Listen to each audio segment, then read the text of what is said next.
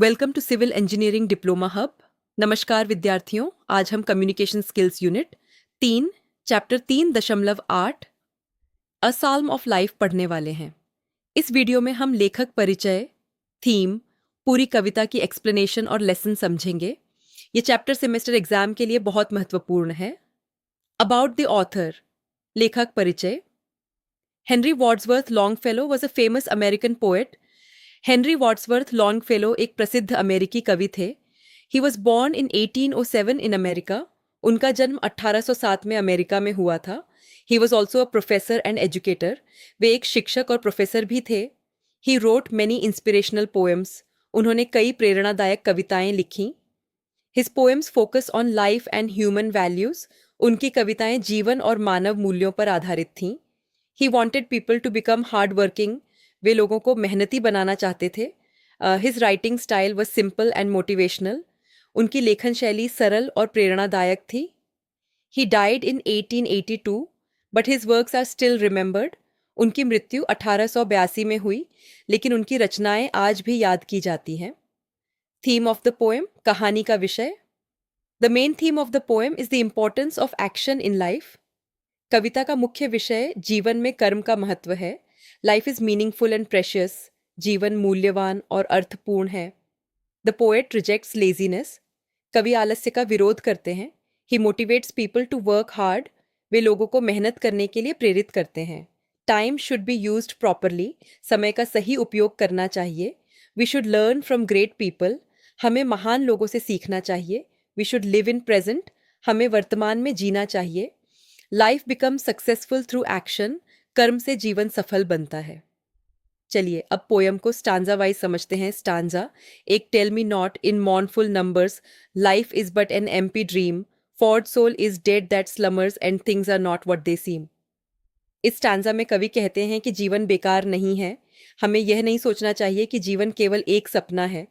जो व्यक्ति आलसी रहता है और कोई काम नहीं करता, वह मृत समान है। कवि हमें सक्रिय रहने और जीवन को सही तरीके से समझने की प्रेरणा देते हैं। स्टेंजा दो life is real, life is earnest, and the grave is not its goal. Dust the art to dust returnest was not spoken of the soul. इस स्टेंजा में कवि बताते हैं कि जीवन वास्तविक है और इसका उद्देश्य केवल मृत्यु नहीं है। शरीर एक दिन समाप्त हो सकता है, लेकिन आत्मा अमर रहती है।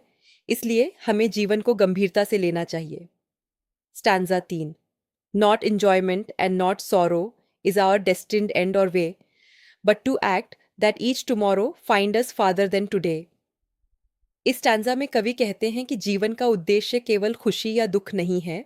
हमें हर दिन अच्छे कर्म करने चाहिए ताकि हमारा भविष्य बेहतर हो सके। हमें लगातार प्रगति करनी चाहिए। Stanza 4। Art is long and time is fleeting, and our hearts, though stout and brave, still like muffled drums are beating funeral marches to the grave. इस स्टैंजा में कवि बताते हैं कि समय बहुत तेजी से गुजरता है। जीवन छोटा है, इसलिए हमें समय का सही उपयोग करना चाहिए। हमारी उपलब्धियां लंबे समय तक याद रहती हैं। Stanza 5। In the world's broad field of battle, in the bivouac of life, be not like dumb driven cattle, be a hero in the strife. इस स्टैंजा में जीवन की तुलना युद्ध भूमि से की गई है। कवि कहते हैं कि हमें कमजोर नहीं बनना चाहिए, बल्कि जीवन की कठिनाइयों का बहादुरी से सामना करना चाहिए। Stanza 6। Trust no future however pleasant, let the dead past bury its dead, act act in living present, heart within and God overhead.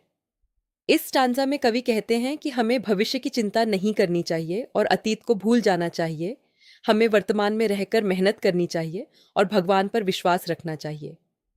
Stanza 7। Lives of great men honor remind us we can make our lives sublime and departing leave behind us footprints on the sands of time. इस stanza में कवि कहते हैं कि महान लोगों का जीवन हमें प्रेरणा देता है। हमें भी ऐसे काम करने चाहिए जिससे लोग हमें याद रखें। Stanza 8। Footprints that perhaps another sailing over life's solemn main, a forlorn and shipwrecked brother, seeing shall take heart again.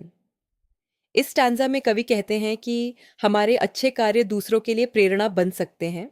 हमारे कार्य किसी निराश व्यक्ति को आशा दे सकते हैं।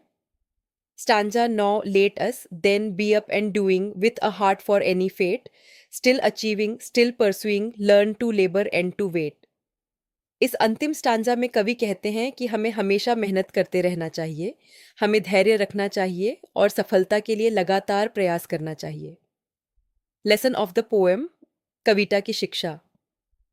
This poem teaches us to value time.